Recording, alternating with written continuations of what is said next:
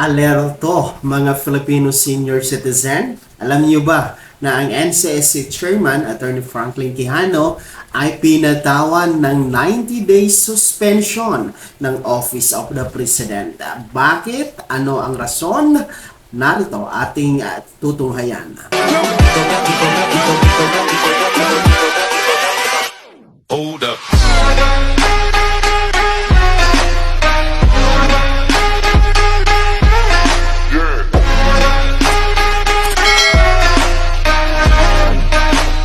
Hello mga ka-vlogs! Welcome dito sa aking YouTube channel.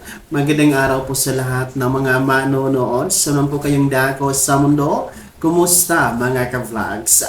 Nakakagulat, no? Actually, ito po ay bad news para po sa panig ng ating mga senior citizens, particularly na po sa National Commission of Senior Citizens or NCSC, sapagkat ang NCSC chairman na si Attorney Franklin Quijano ay pinatawan po ng 90 days suspension ng Office of the President. Bakit nga ba ito nangyayari? Ano po ang rason?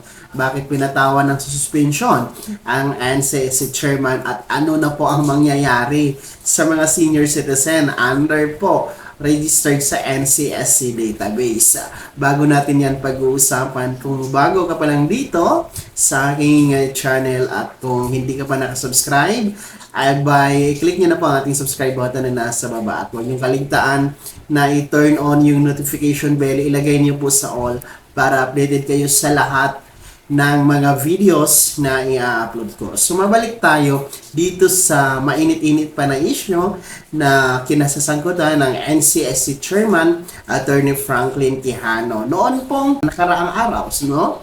July 9, 2024 ay nilagdaan po, pinirmahan ng Executive Secretary Lucas Bersamin, no? Itong pag-uutos na suspindihin, no, preventive suspension sa loob ng 90 days itong NCSC Chairman Attorney Franklin Quijano. Ito po ay nag-ugat mga ka-vlogs, no, kung inyo pong naalala yung nakaraang video ko po hinggil nga po sa panawagan ng 5 NCSC commissioners na pababain sa pwesto itong NCSC Chairman Attorney Franklin Quijano, no? I think mga last week, no, meron tayong ganoon na in-upload na video, yung panawagan, no, yung urgent press conference na idinaos po ng 5 NCSC commissioners para ipanawagan po ang pagbaba sa pwesto agad-agad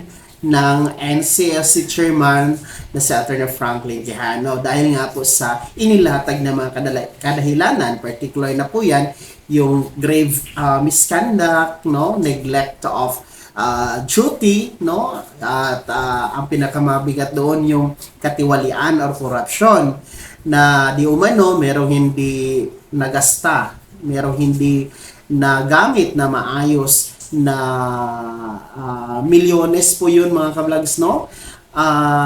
Ilang milyones po yun ang hindi daw maayos na nagasta na ilagay sa maayos, no, ng chairman ng NCSC na si Attorney Franklin Quijano. So doon po nag-ugat yung panawagan na pababain sa pwesto itong ating NCSC chairman. So nakalipas po ang mga ilang araw at linggo ay ito na ang pinakaletas na update doon mga ka-vlogs, no?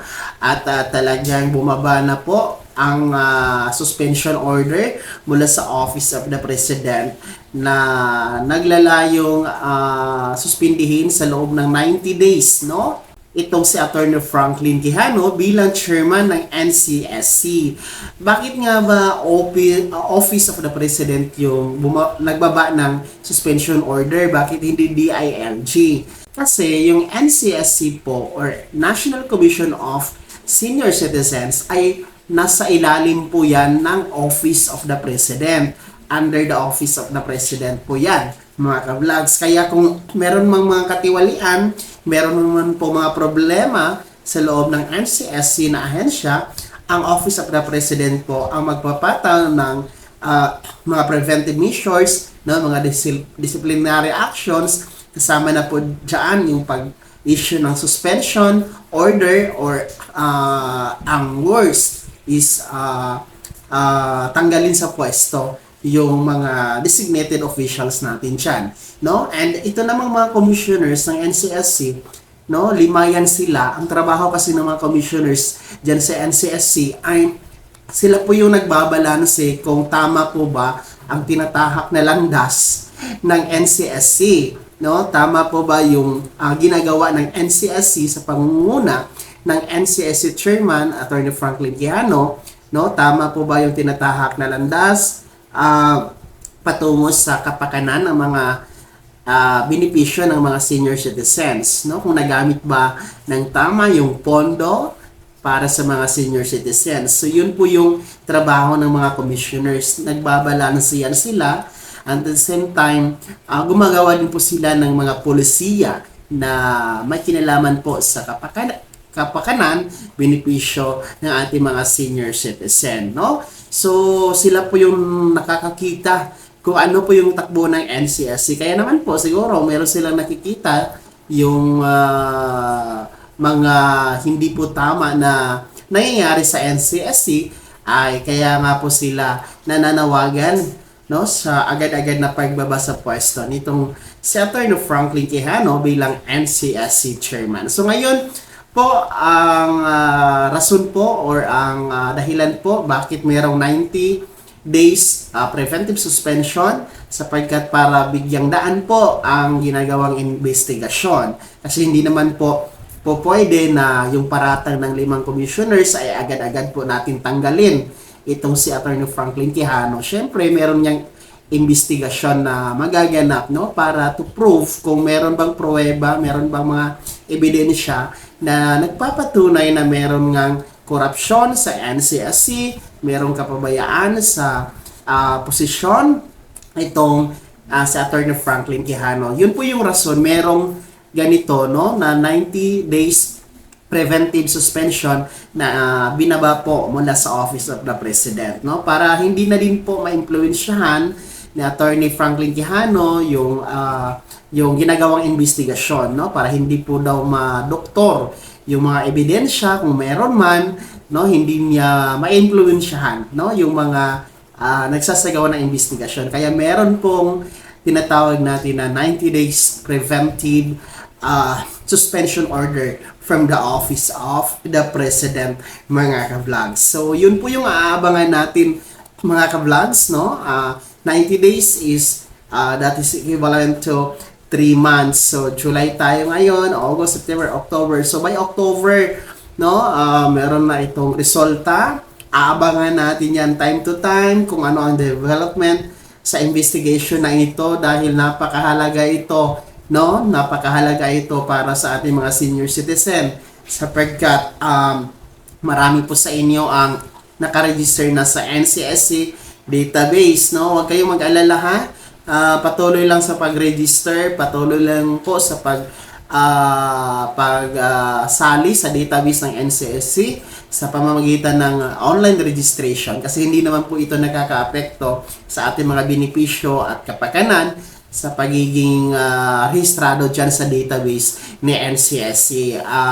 Tandaan po natin na anuman po ang kahinathanan ng investigasyon na ito, ay palagi pong inuuna ng gobyerno natin ang kapakanan ng mga senior citizen. Whether it is guilty or not guilty, sa kaso nito ni Attorney Franklin Quijano, I'm sure meron naman pong itatalaga na mas deserving, mas may puso po para sa ating mga senior citizen, yung ating Office of the President. As of now, continue to register sa database ni NCSC, mga ka-vlogs.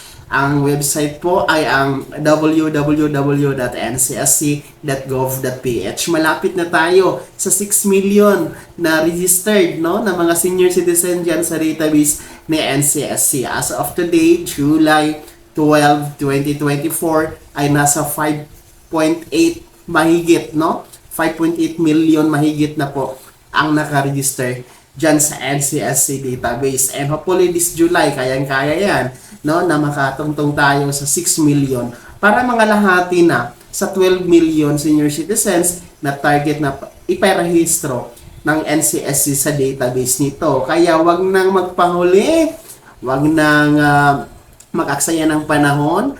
Baka ikaw ay hindi pa rehistrado, abay, register na sa www.ncsc.gov.ph. Magpa-assist lang kayo sa inyong anak, apo, or mga kasama sa bahay na i-rehistro kayo online, mga ka-vlogs. No? Madali lang po ang magpa-register. No, madali lang po. Basta kumpleto po ang detalye, make sure na tama ang mga spelling, tama po ang mga impormasyon na inilagay para hindi po tayo magkakaproblema kung sakali pong magkiklaim tayo ng mga benepisyo, pensyon, ganun po sa NCSC. So, ito po ang pinaka-latest na balita, latest na update hinggil nga po sa kinasasangkutan ng NCSC Chairman Attorney Franklin Quijano hinggil sa mga aligasyong korupsyon, pagpapabaya sa tungkulin, mga ka-vlog. So, 90 days preventive suspension ang binaba sa kanya mula sa Office of the President sa pamamagitan po ng pagpirma ng Executive Secretary Lucas Dirsamina. Kayo po, mga senior citizens, ano po ba ang inyong opinion sa issue na ito? Agree ba kayo sa suspension order na binaba dito sa NCSC Chairman Attorney Franklin Quijano? Naniniwala ba kayo na guilty siya or hindi? Ayan po, i-komento nyo sa comment section na nasa baba. Pakilaki po ng inyong buong pangalan at kung taga saan kayo para ma-shoutout ko kayo sa mga susunod na video na i-upload ko. Sana yung naging gabay ang video na to kahit paano nabigyan kayo ng kaliwanagan, na update ko kayo sa mga mahahalagang issue, mga bagay-bagay na may kinalaman sa pagiging senior citizen dito sa Pilipinas. Bago ako magtapos, kung nais na pong sumuport dito sa aking channel, maaari nyo pong i-click ang ating super thanks button. Nasa baba lang yan, mga ka-vlogs. And kung gusto nyo maging miyembro, pwede po. Ayan po ang ating join button. Nasa baba pa rin yan, mga ka-vlogs. Ang daming perks dyan, mamili kayo. Kung hindi ka pa nakasubscribe dito sa aking YouTube channel, maaari nyo nang i-click ang ating subscribe button na nasa baba. Huwag nyo kaligtaan na i-turn on ang notification bell. Ilagay nyo po sa all para updated ka sa lahat ng mga videos na i-upload ko. Maaari nyo ding i-like ang video na to. Kung meron ka pa mga katanungan, maaari nyo i-komento sa comment section na nasa baba. At paki-follow na din po yung aking official Facebook page na nasa screen nyo. Muli po, ako si Daniel Timpawa na nagsasabing dito sa aking YouTube channel, Pawang Katotohanan at lahat totoo lamang.